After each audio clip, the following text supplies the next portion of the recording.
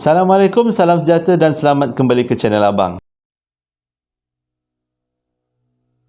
Hari ini Abang nak bercerita tentang satu kes pembunuhan, iaitu kes pembunuhan James Bulger, pembunuh termuda yang paling dibenci. Tonton video Abang daripada mula sampai habis.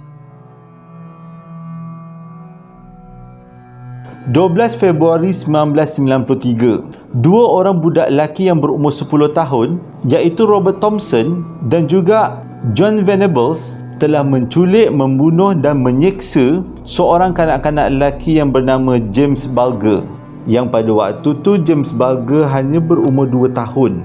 Abang pun tak terfikir macam mana budak umur 10 tahun boleh culik, seksa dan bunuh budak umur 2 tahun. Kisah ni bermula bila ada seorang perempuan yang bernama Dennis Fergus pergi ke sebuah pusat membeli belah bersama anaknya, iaitu James Bulger.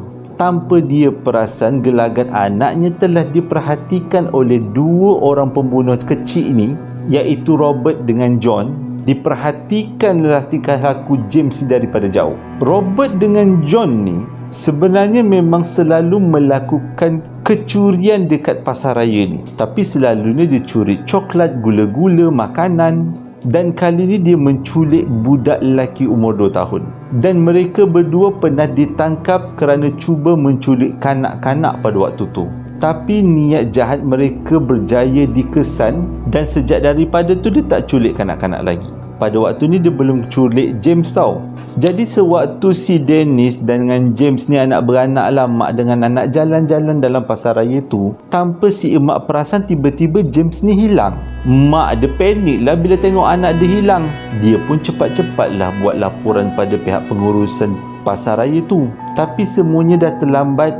James telah hilang tanpa dapat dikesan. Setelah berjaya menculik James, Robert dengan John telah memukul James dengan sangat teruk, dan terdapat beberapa saksi mengatakan James telah menjerit, menangis dengan sangat kuat dan terdapat beberapa luka di kawasan mukanya. Abang tak bolehlah cerita-cerita macam ni, kesian. Tapi bila saksi-saksi ni cuba menolong si James ni, mereka telah diherdik dan dimarah dengan Robert dan juga John. Tapi korang kena bayangkan anak-anak Mak Saleh umur 10 tahun memang diorang badan dia besar dan tinggi. Jadi abang rasa pada waktu tu Robert dengan John ni walaupun umur dia 10 tahun tapi badan dia tinggi, fizikal dia besar. Ada juga orang yang cuba selamatkan James, tapi si Robert dengan John ni cakap James tu sebenarnya adik dia. Adik ni nakal nak pukul adik dia.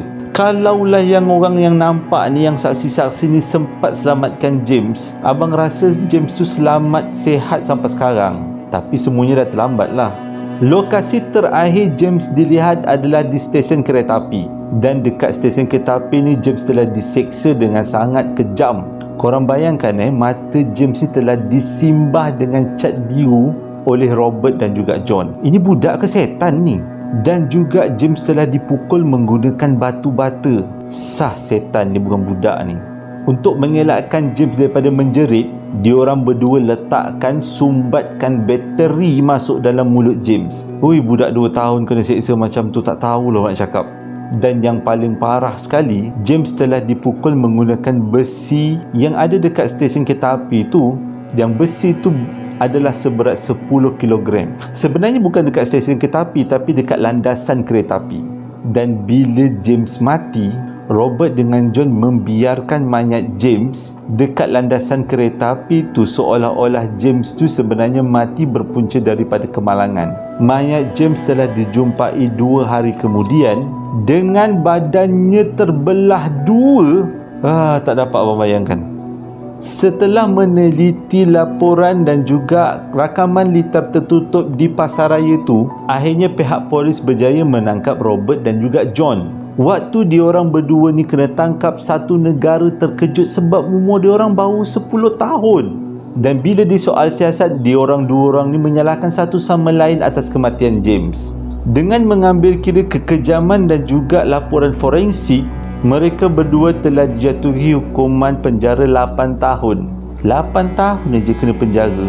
Abang rasa patut seumur hidup.